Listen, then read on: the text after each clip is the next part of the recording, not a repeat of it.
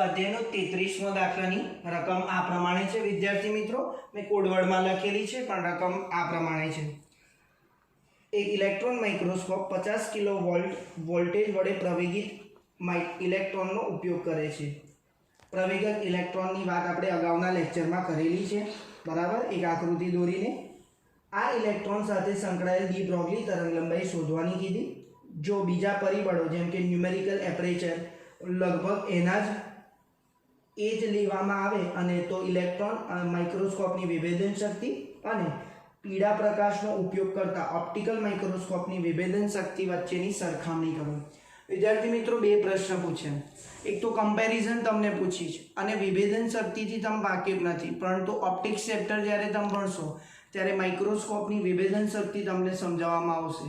અત્યારે હું તમને શોર્ટમાં કહી દઉં, વિભેદન શક્તિ એટલે બે બિંદુવત વસ્તુઓ હોય, બહુ નાની વસ્તુઓ હોય અને બંને એ છૂટી દેખાડવાની તાકાત બતાવે તે એટલે વિભેદન શક્તિ. બંનેને સ્પષ્ટ એના પ્રતિબિંબ અલગ બતાવવાની જે શક્તિ છે એને કહેવાય વિભેદન શક્તિ. તો આવો વિદ્યાર્થી મિત્રો દાખલા ગણવાની શરૂઆત કરીએ. ઇલેક્ટ્રોન માઇક્રોસ્કોપ માટે આપ્યું છે એટલે ઇલેક્ટ્રોન માટે વપરાય, તો ઇલેક્ટ્રોન માઇક્રોસ્કોપ એ સાધનનું નામ છે. તો ડેટા કોના માટે આપ્યો છે? ઇલેક્ટ્રોન માટે.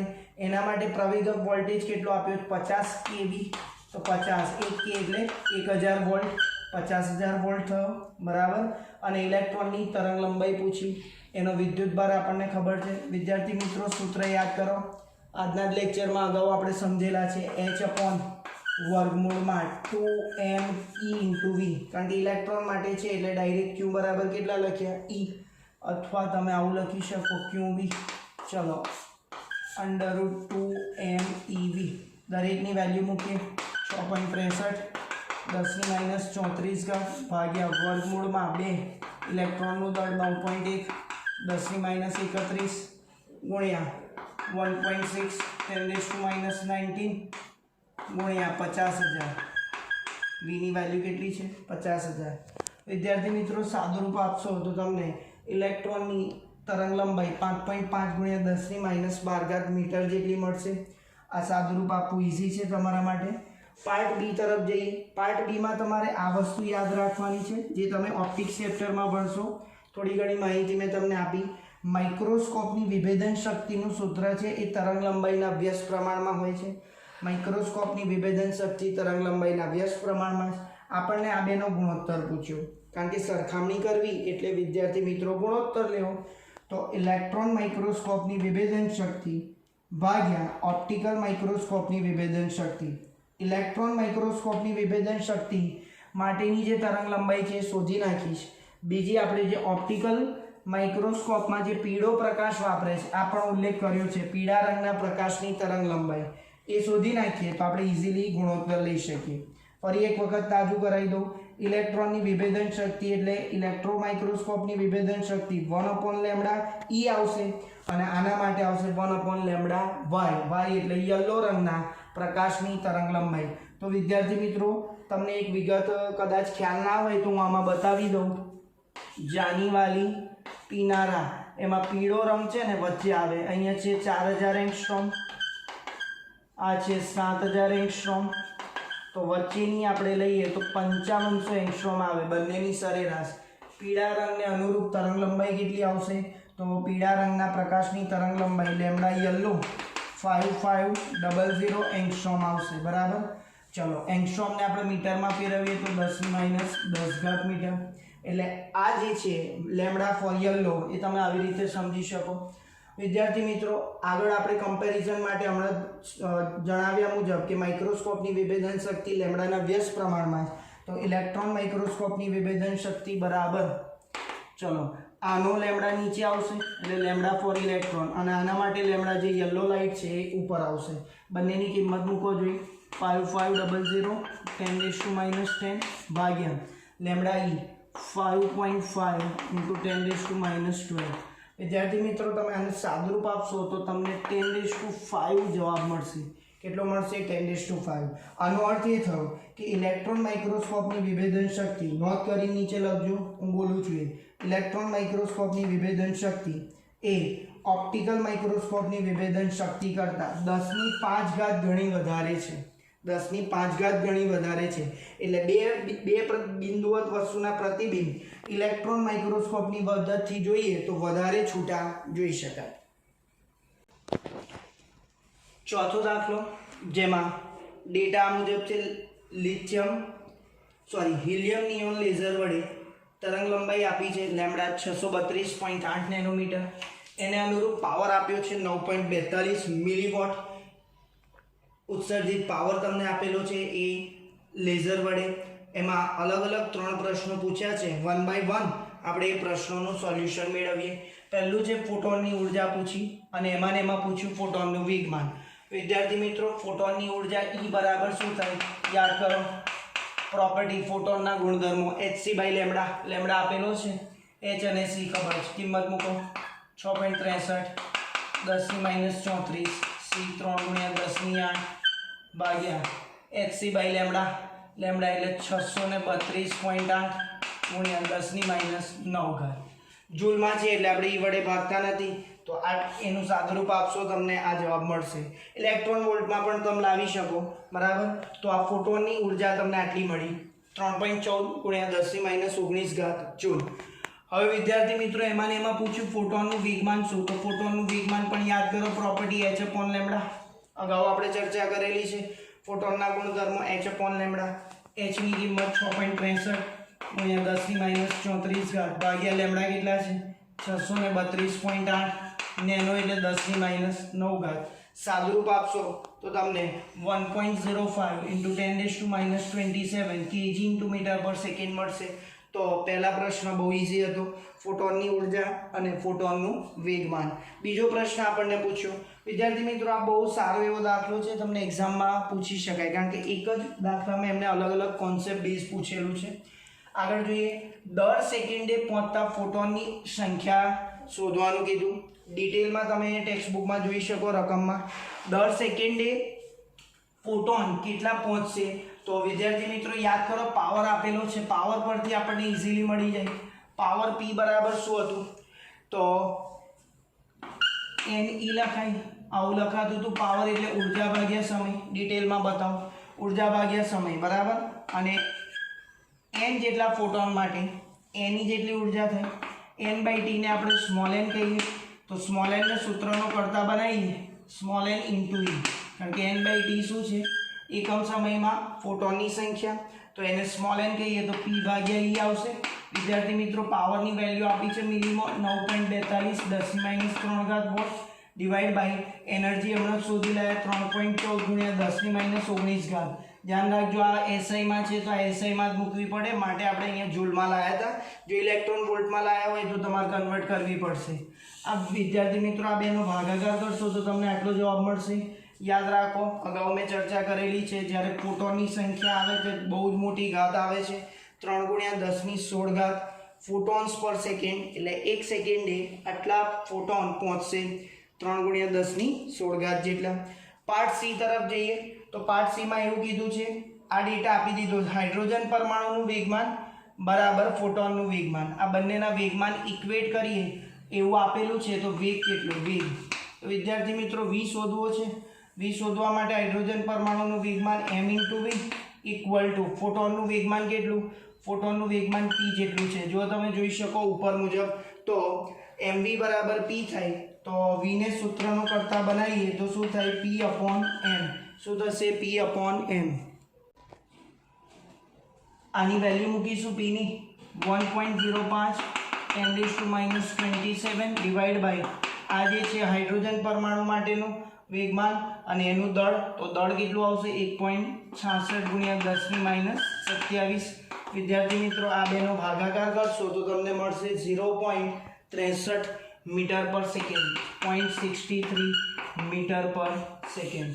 તો આ રીતે તમે 3 ભાગ ગણી શકો. ઓકે, સ્વાધ્યાયનો પહેલો દાખલાની ચર્ચા કરીએ. એક્સરે માટે તમને શું આપ્યું છે, પ્રવેગક વોલ્ટેજ આપેલો છે 30 કિલોવોલ્ટ ઇલેક્ટ્રોન માટે અને એની મહત્તમ આવૃત્તિ અને મિનિમમ તરંગ લંબાઈ શોધવાની. તો મેં કોડવર્ડમાં લખ્યું છે, ગાણિતિક ભાષામાં લખ્યું છે. તમે વિદ્યાર્થી મિત્રો ટેક્સ્ટ બુકમાં રકમ ડિટેલપૂર્વક જોઈ લેજો. તો વિદ્યાર્થી મિત્રો આપણને એફ મેક્સ અને લેમ્ડા મીન પૂછ્યું એક્સરે માટે. તો આપણને ખબર છે એક્સરે એટલે એક્સરેના ફોટોનની ઉર્જા કેટલી છે hc બાય લેમ્ડા અથવા hf મેક્સ. તો એફ મેક્સ લખું તો લેમ્ડા મીન થાય કારણ કે આપણને એફ મેક્સ અને લેમ્ડા મીન પૂછે. વિદ્યાર્થી મિત્રો યાદ કરો, એક નાની આકૃતિ હું બતાવી દઉં કે E જેટલા વિદ્યુતભાર ને 0 અને V જેટલા પોટેન્શિયલ ડિફરન્સમાં પ્રવેગક વોલ્ટેજ આપવામાં આવે તો આ કેવી ગતિ કરે પ્રવેગી ગતિ, અને એને અનુરૂપ ઉર્જા કેટલી હતી એની જોડે Q × V જેટલી. એટલે V વોલ્ટના દબાણે પ્રવેગિત ઇલેક્ટ્રોનની ગતિ ઉર્જા કેટલી છે ઇલેક્ટ્રોનની મહત્તમ ઉર્જા કેટલી છે Q × V પરથી, U બરાબર QV પરથી. તો કેટલી આવી E × V. આ બેને સરખાવો જોઈએ hf max = EV. તો F max કેટલા થયા EV/h. E એટલે 1.6 10⁻⁻19. V એટલે કેટલા 30,000 ડિવાઈડ બાય h 6.63 10⁻34. તો વિદ્યાર્થી મિત્રો F max તમને આટલા હર્ટ્ઝ મળશે 7.24 × 1018 હર્ટ્ઝ. લેમ્ડા મીન તરફ જઈએ તો આપણને ખ્યાલ છે આ સૂત્ર C = F lambda. C = F lambda. લેમ્ડાને સબ્જેક્ટ બનાવીએ તો C/F max. તમે જોઈ શકો C અચળ છે તો આ મહત્તમ હોય તો લેમ્ડા શું આવે મિનિમમ. C ની વેલ્યુ 3 × 10⁸ અને F max એટલે 7.24 × 1018. તો તમને લેમ્ડાનો આન્સર મળશે લેમ્ડા મિનિમમ 0.0414 નેનોમીટર. 0.0414 નેનોમીટર. તો આ રીતે તમે લેમ્ડા મેક્સ અને લેમ્ડા મીન અને F max શોધી શકો. 23મો દાખલાની રકમ આ મુજબ છે. એક એક્સરેની ટ્યુબ સતત વર્ણપટના વિકિરણ ઉત્સર્જિત કરે છે જેમની સૌથી ટૂંકી તરંગ લંબાઈ આપી છે 0.45 એંગસ્ટ્રોમ. આ વિકિરણમાં ફોટોનની મહત્તમ ઉર્જા કેટલી? તો એક્સરેની તરંગ લંબાઈ આપી છે 0.45 એંગસ્ટ્રોમ અને એની ફોટોનની મહત્તમ ઉર્જા પૂછી. ચલો E max પૂછી છે તો E max નું સૂત્ર શું થશે?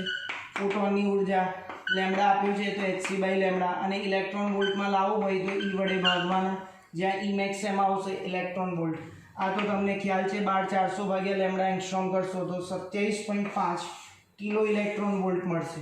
બરાબર, અહીંયા વેલ્યુ મૂકીએ તો 6.63 10⁻34 3 × 10⁸ ભાગ્યા લેમ્ડા 0.45 × 10⁻10 × 1.6 × 10⁻19. તો સીધો તમને આ જવાબ મળશે આપણી શોર્ટકટ મેથડથી.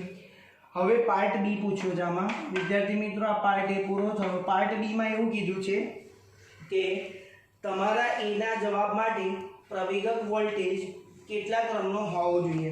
તો આ ઉર્જા થઈ વોલ્ટેજ ઇઝીલી મળે E વડે ભાગવાથી. તો ઇલેક્ટ્રોન ટ્યુબમાં પ્રવેગક વોલ્ટેજ કયા ક્રમનો હોવો જોઈએ? તો જો અહીંયા 27.5 કિલો વોલ્ટ, કારણ કે E વડે ભાગું તો મને વોલ્ટ મળશે ઉર્જા પરથી. આ રીવા સૂત્ર U = QV છે. ચલો ઉર્જા એટલે એને E કહીએ તો E ને હું Q વડે ભાગું તો મને શું મળશે? પોટેન્શિયલ મળશે. એટલે પોટેન્શિયલ કયા ક્રમનો હોવો જોઈએ? 27.5 કિલો વોલ્ટના. પણ એનાથી થોડો વધારે રાખીએ તો ઇલેક્ટ્રોન ટ્યુબમાં પ્રવેગક વોલ્ટેજ કેટલા ક્રમનો હોવો જોઈએ? 30 કિલો વોલ્ટ. 30 કિલો વોલ્ટ એટલે 27.5 થી વધારે વેલ્યુ છે માટે.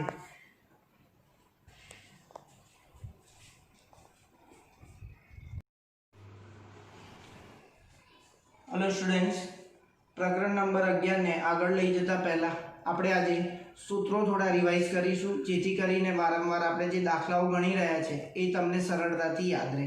સૂત્ર હું ફરી તમને બોર્ડ પર અલગથી સમજાવીશ.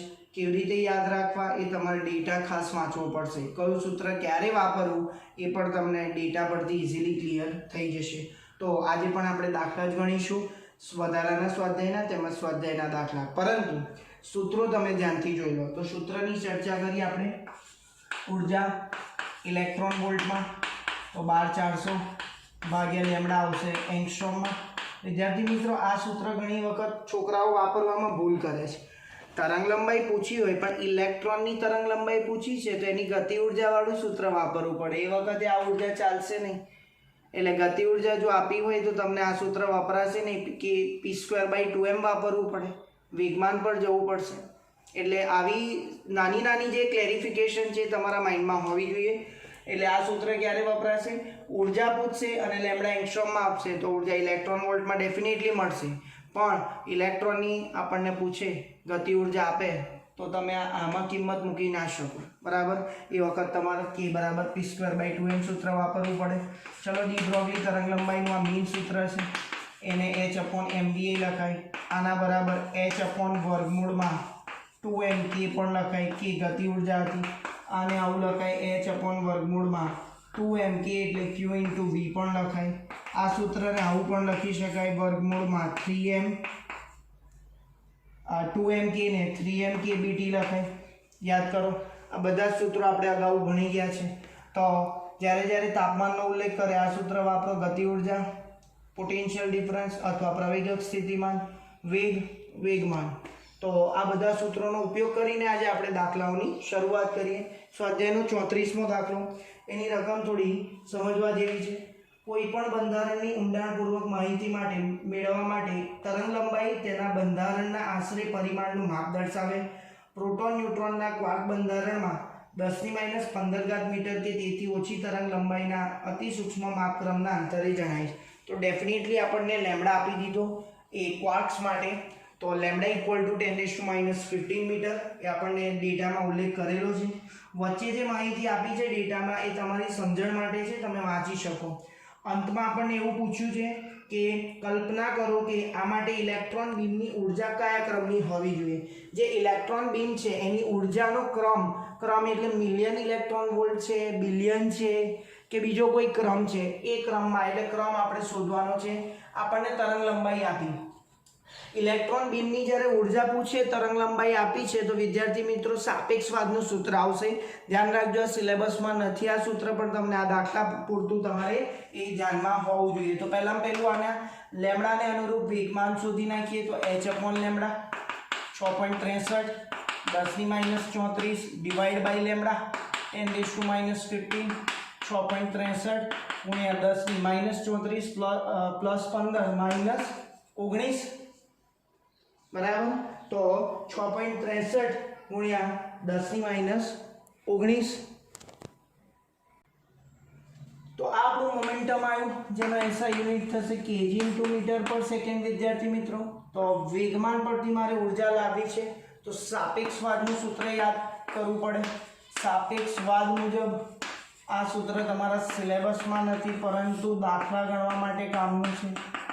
m02c⁴ આઇન્સ્ટાઈનનું સાપેક્ષવાદનું સમીકરણ છે. રકમમાં ઉલ્લેખ કરેલો છે કે ઇલેક્ટ્રોનની સ્થિર દળ ઉર્જા અમુક 1 મિલિયન ઇલેક્ટ્રોન વોલ્ટ આપી છે, 511 મિલિયન ઇલેક્ટ્રોન વોલ્ટ. વિદ્યાર્થી મિત્રો, આ ઇલેક્ટ્રોનનું સ્થિર દળ છે. એ ઉર્જા નાની હોવાથી એનો વર્ગ એનાથી નાનો થશે, એટલે એ આવું ગણી શકાય. તો ડાયરેક્ટલી જો તમને આ સૂત્ર યાદ ના રહે એક્ઝામમાં, તો તમે ડાયરેક્ટલી આવું લખી શકો, √p²c²+0, એટલે તમે ડાયરેક્ટ આ સૂત્ર લખી શકો =pc. તો તમે આ સૂત્રનો ઉપયોગ કરી શકો, E = pc. મોમેન્ટમ એટલે વેગમાન આપણે ઉપર શોધી લાયા, c આપણને ખબર છે, તો ઉર્જા મળી જશે 6.63 10⁻19 3 × 10⁸. આ બેનું પ્રોડક્ટ કરશો તો તમને જૂલમાં કંઈક ઉર્જા મળશે. એ સ્ટેપ હું અહીંયા છોડી દઉં છું, તમારે જાતે કરવું પડશે. અને જૂલમાંથી ઇલેક્ટ્રોન વોલ્ટમાં ફેરવવા માટે તમને સંબંધ ખબર છે, તો એ સંબંધ ફેરવશો તો તમને બિલિયન ઇલેક્ટ્રોન વોલ્ટનો ક્રમ મળશે. અને આમ લખી શકાય કે બિલિયન ઇલેક્ટ્રોન વોલ્ટના ક્રમ મળે. એટલે આ ઉર્જા કયા ક્રમની છે? ઉર્જા બિલિયન ઇલેક્ટ્રોન વોલ્ટના ક્રમની મળે. એવું ડિટેલમાં લખીએ કે ઉર્જા ઇલેક્ટ્રોન બીમની ઉર્જા બિલિયન ઇલેક્ટ્રોન વોલ્ટના ક્રમની મળે. બિલિયન એટલે તમને ખ્યાલ હશે 10⁹. તો વિદ્યાર્થી મિત્રો, તમે આવી રીતે દાખલો સોલ્વ કરી શકો. આગળના દાખલા તરફ જઈએ આપણે. આગળનો દાખલો છે 35મો. 35મા દાખલાની રકમ આ પ્રમાણે છે. હિલિયમ વાયુ માટે ટેમ્પરેચર આપ્યું 27, 1 એટમોસ્ફિયર દબાણ છે. સંકળાયેલી હિલિયમ પરમાણુ સાથે સંકળાયેલી ડી બ્રોગલી તરંગ લંબાઈ શોધવાની, અને આ પરિસ્થિતિમાં બે પરમાણુ વચ્ચેના સરેરાશ અંતર પણ મેળવવાના. ચલો વિદ્યાર્થી મિત્રો, દાખલો બહુ સહેલો છે. હિલિયમ વાયુ માટે આપણને પરમાણુ હિલિયમ વાયુ માટે પરમાણુનું દળ આપણે શોધવું પડે તો mass of helium for 1 atom તો 4 ગ્રામ એટલે 4 × 10⁻³ અને ભાગ્યા Na એટલે 6.022 ગુણ્યા 10⁻23 ઘાત એટલે આ એવોગેડ્રો નંબર થયો।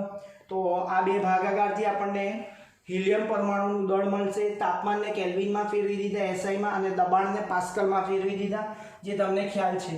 હવે આપણને આની ડી બ્રોગલી તરંગ લંબાઈ પૂછી તો તાપમાનનો ઉલ્લેખ કર્યો છે તો કયું સૂત્ર વાપરીશું છેક છેલ્લા નંબરનું √3m kBT h/√3m kBT। વિદ્યાર્થી મિત્રો દરેક વેલ્યુ મૂકીએ 6.63 - 34 વર્ગમૂળમાં 3 દળ કેટલું છે 4 × 10⁻³ જો આનું સાદુરૂપતામ આપી દીધું હોય તો એ સાદુરૂપતામ અહીં લખી શકો 10⁻23 આ 1.38 ગુણ્યા 10⁻23 અને T છે 300 કેલ્વિન। તો દરેકની વેલ્યુ આપણે મૂકી દીધી અચળાંક સહિત। તો લેમ્ડા સાદુરૂપ આપશો તો તમને તરંગ લંબાઈ 0.072 ગુણ્યા 10⁻9 મીટરના ક્રમની મળશે। વિદ્યાર્થી મિત્રો હજી આપણને આગળ એક પ્રશ્ન આપ્યો છે એમાં બે પરમાણુ વચ્ચેના સરેરાશ અંતર સાથે સરખાવો તો પરમાણુ વચ્ચેનું સરેરાશ અંતર બે